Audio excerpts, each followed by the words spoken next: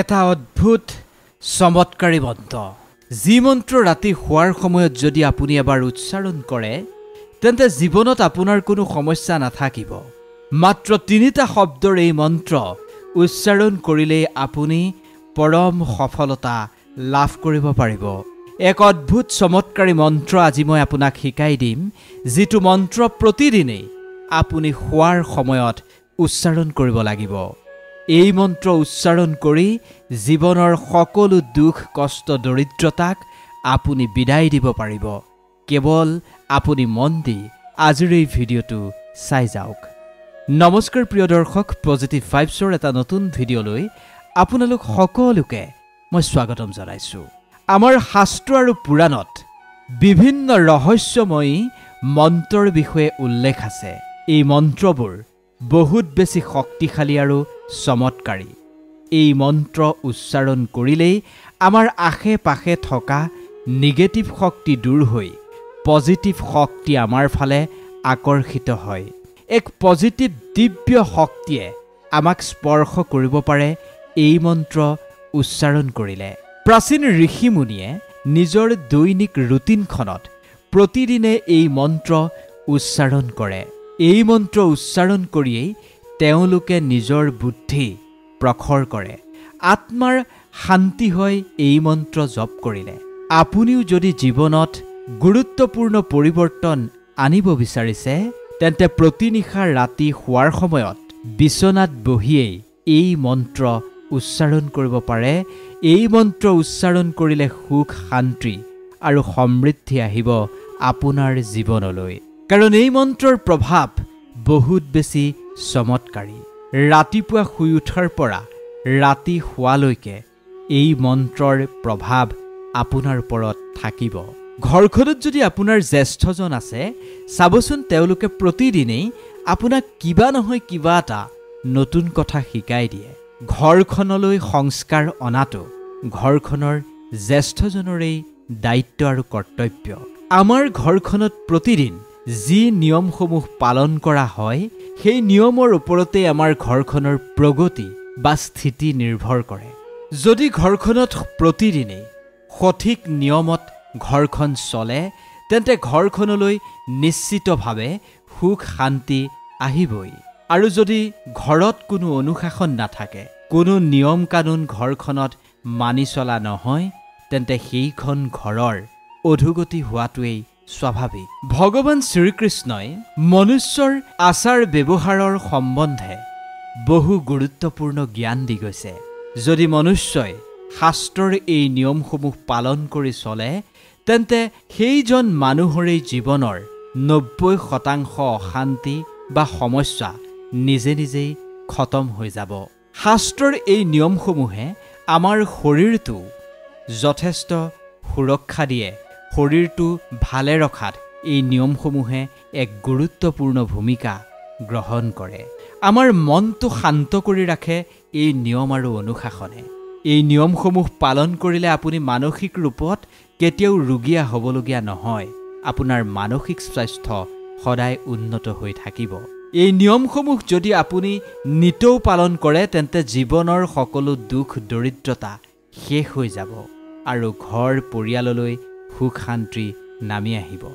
আজি মই আপোনাক এনেকুৱা শাস্ত্ৰই উল্লেখ কৰা কিছু নিয়মৰ বিষয়ে জনাম, যিখিনি পালন কৰিলে শিশুৰ পৰা বৃদ্ধজনলৈকে সকলোৱে জীৱনত সুখ শান্তি লাভ কৰিব পাৰিব আৰু নিজৰ মাজত এক বৃহৎ পৰিৱৰ্তন আনিব পাৰিব। এই নিয়মসমূহ এসপ্তাহ মানিলেই আপুনি আপোনাৰ ঘৰখনৰ স্থিতিৰ পৰিৱৰ্তন দেখিবলৈ পাব।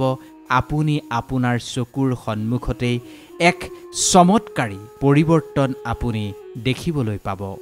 এই চমৎকাৰী নিয়মসমূহৰ প্ৰভাৱ এনেকুৱা হয়, যিয়ে এই নিয়মসমূহ পালন কৰে সেইজন মানুহেই ঈশ্বৰৰ সান্নিধ্যলৈ গুচি যায়। ঈশ্বৰৰ সৈতে তেওঁ সম্পৃক্ত হৈ পৰে আৰু তেওঁৰ জীৱনতেই যেনেকুৱা ধৰণৰ দুখেই নহওক সকলো নোহোৱা হৈ যায় আৰু সুখ শান্তিৰে জীৱনটো উপচি পৰে। এতিয়া এই কথাখিনি আপুনি মন দি শুনিব। পৃথিৱীৰ সকলো ধৰ্মতেই সূৰ্যোদয়ৰ পূৰ্বেই বিছনাখন ত্যাগ কৰিবলৈ কোৱা হৈছে। শাস্ত্ৰই আমাক পৰামৰ্শ আগবঢ়াইছে ব্ৰহ্ম মুহূৰ্তত বিছনা ত্যাগ কৰিবলৈ।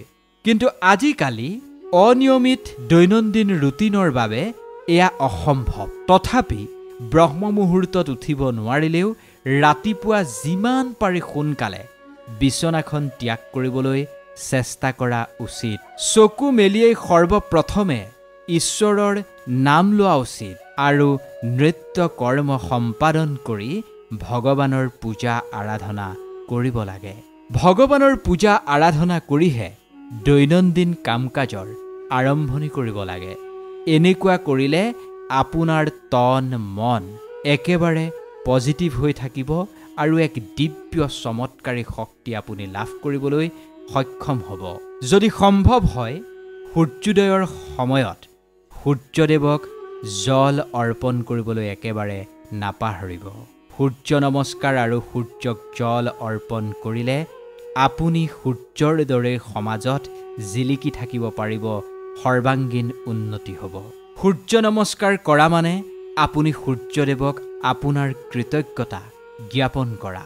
সূৰ্য মন্ত্ৰৰ সৈতে সূৰ্য নমস্কাৰ বা সূৰ্যক জল অৰ্পণ কৰিলে আপুনি মানসিক প্ৰসন্নতা লাভ কৰিব আৰু শান্তি লাভ কৰিব আৰু নিৰোগী কায়া এক শান্তিময় জীৱন আপুনি লাভ কৰিব পাৰিব।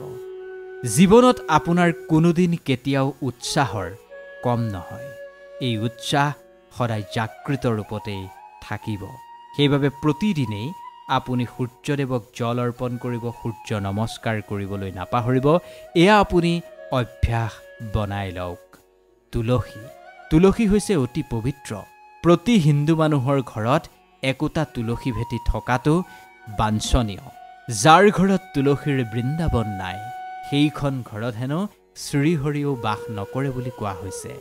সেইখন ঘৰত মহালক্ষ্মীও বাস নকৰে বুলি কোৱা হৈছে। তুলসী শ্ৰীকৃষ্ণৰ অত্যন্ত প্ৰিয় হয়। পুৱাই তুলসীত জল অৰ্পণ কৰিলে আৰু তুলসীৰ তলত চাকি জ্বলালে বা তুলসীৰ ভেটিৰ সন্মুখত বহিলে অত্যন্ত শুদ্ধ আৰু পবিত্ৰ হয় আপোনাৰ মন। কাৰণ তুলসী ভেটিৰ আশে পাশে এক পজিটিভ এনাৰ্জি থাকে, যাৰ স্পৰ্শত আপোনাৰ মন আৰু শৰীৰ পবিত্ৰ হৈ পৰিব। এইখিনি ৰাতিপুৱা কৰিলে আপুনি দিনটো মানুহটো পজিটিভ হৈ থাকিব পাৰিব। কোনো নিগেটিভ চিন্তা আপোনাৰ মনলৈ নাহে। সেইবাবেই দেৱ পূজা আৰু সূৰ্য উপাসনাৰ পিছত তুলসীৰ পূজা কৰাটো অতি জৰুৰী। তুলসীৰ মালা যিজন লোকেই নিজৰ ডিঙিত ধাৰণ কৰে সেইজন মানুহৰেই জীৱন মধুৰ হৈ পৰে। যি তুলসী মালা ডিঙিত ধাৰণ কৰে সেইজন মানুহৰেই মনোবল বৃদ্ধি হয় আৰু সেইজন মানুহেই নিৰোগী জীৱন লাভ কৰে। প্ৰিয় দৰ্শক, আমি প্ৰায়ে পূজা পাঠৰ পিছত মাথাত বা শিৰত বা কপালত আমি তিলক লগাওঁ। কিন্তু আমাৰ শাস্ত্ৰই কৈছে প্ৰতিদিনেই আমি আমাৰ কপালত সেন্দুৰ, চন্দন, কেশৰ, হালধি আদিৰ তিলক লগালে আমাৰ মানসিক স্বাস্থ্য ভালে থাকে। আধ্যাত্মিক শক্তি আমাৰ মাজত জাগৃত হয়, যিখিনিয়ে আমাৰ তন আৰু মন অতি শুদ্ধ কৰি ৰাখে। এক দিব্য অনুভূতি হয় আমাৰ মনৰ ভিতৰত। বেয়া শক্তি, নিগেটিভ চিন্তা সকলো আমাৰ পৰা দূৰত থাকে, আমাৰ কাষলৈকে আহিব নোৱাৰে। কপালত তিলক লগোৱা মানে এয়া হৈছে আপোনাৰ এজন স্বামী আছে। আপুনি প্ৰমাণ দিছে কপালত থকা তিলকটোৰে। সেইবাবে যিমান পাৰে সিমান দীঘলকৈ কপালত চন্দনৰ তিলক লগাব লাগে। প্ৰতিদিনেই ঘৰত শুদ্ধ আৰু সাত্বিক ভোজন প্ৰস্তুত কৰিব লাগে আৰু প্ৰথমেই ভগৱানক সাত্বিক ভোজন আগবঢ়াব লাগে, অৰ্থাৎ ভোগ আগবঢ়াব লাগে। যেনেকৈ মাতৃয়ে এটি শিশুক আহাৰমুঠি খুৱাই মৰমেৰে খুৱায়, ঠিক তেনেকৈয়ে আপুনিও ভগৱানক আহাৰমুঠি খুব মৰমেৰে অৰ্পণ কৰিব লাগে, খুৱাব লাগে। ভগৱানক ভোগ অৰ্পণ কৰিব লাগে। যিখিনি সাত্বিক আহাৰ আপুনি ভগৱানক খুৱাব, ভোগ হিচাপে খুৱাব, সেই সাত্বিক ভোজনখিনি আপুনি নিজৰ খাদ্যৰ মাজত পিছত মিহলাই দিব। সেইখিনি তেতিয়া প্ৰসাদত পৰিণত হ'ব। প্ৰসাদ মানে সাক্ষাৎ তাত ভগৱানৰ দৰ্শন আছে। সেইবাবে প্ৰতিদিনেই ঘৰত সাত্বিক ভোজন বনাই ভগৱানক ভোগ অৰ্পণ কৰি আপোনাৰ সাত্বিক ভোজনখিনিৰ লগত ভগৱানক অৰ্পণ কৰা ভোগখিনি মিহলাই সেয়া প্ৰসাদ হিচাপে সকলোৱে খাব লাগে। ঘৰখনত প্ৰস্তুত হোৱা প্ৰথম অন্নখিনি গাইজনীক, শেষৰখিনি কুকুৰক দিবলৈ একেবাৰে নাপাহৰিব। এয়া হৈছে আটাইতকৈ পুণ্য কাম। সন্ধিয়া সময়ত আপোনাৰ ঘৰখনত নিয়মিত ৰূপত পূজা অৰ্চনা হ'ব লাগে, ধূপ ধূনা দিব লাগে। ধূপ ধূনা আৰু চাকিৰ পোহৰত আপোনাৰ ঘৰখনৰ পৰা সকলো নিগেটিভ শক্তি আঁতৰি বাতাবৰণত এক পজিটিভ যোগাত্মক শক্তি নিহিত হৈ ৰয়। শংখনাদ হ'ব লাগে ঘৰখনত। শংখনাদ হ'লে যেনেকুৱা ধৰণৰ নিগেটিভ শক্তিয়ে নহওক কিয় সকলো দূৰলৈ পলায়। পাৰিলে ঘৰত গীতা পাঠ হ'ব লাগে, ৰামায়ণ পাঠ হ'ব লাগে, প্ৰাৰ্থনা গাব লাগে। এইবোৰ সন্ধিয়া সময়ত কৰিলে মা লক্ষ্মীও তুষ্ট হয়, ভগৱান নাৰায়ণো তুষ্ট হয়। যিখন ঘৰত সন্ধিয়া সময়ত চাকি ধূপ জ্বলে সেইখন ঘৰলৈকে মা লক্ষ্মীৰ আগমন হয়। সন্ধিয়া সময়ত তুলসীৰ ভেটিত চাকি জ্বলাবলৈও একেবাৰে নাপাহৰিব। আৰু নিশা আপুনি যেতিয়া শুবলৈ যাব, এটা অদ্ভুত চমৎকাৰী প্ৰাৰ্থনা আছে যিটো কৰিলেই আপুনি সমস্ত দুখৰ পৰা পৰিত্ৰাণ পাব পাৰিব।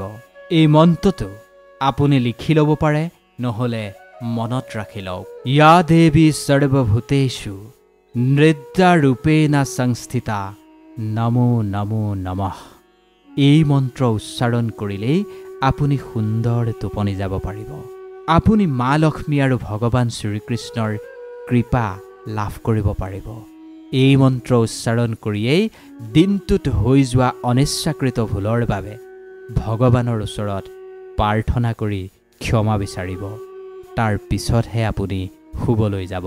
কামনা কৰিব প্ৰভু ভগৱন্তই যাতে আপোনাক এটা সুন্দৰ পুৱা উপহাৰ দিয়ে, ৰাতিটো যাতে সুন্দৰকৈ আপোনাৰ পাৰ হৈ যায়। তাৰ বাবে ইয়া দেৱী সৰ্বভূতেষু নৃত্যাৰূপেণ সংস্থিতা নমো নমো নমঃ।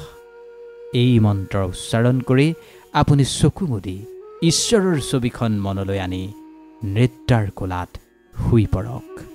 ভিডিঅ'টো যদি ভাল লাগিল অনুগ্ৰহ কৰি এবাৰ লাইক কৰি দিব, যিমান পাৰে সিমান শ্বেয়াৰ কৰি দিব আৰু কমেণ্টত জয় শ্ৰীকৃষ্ণ লিখি আমাৰ চেনেলটো ছাবস্ক্ৰাইব কৰি দিবলৈ একেবাৰে নাপাহৰিব। ধন্যবাদ।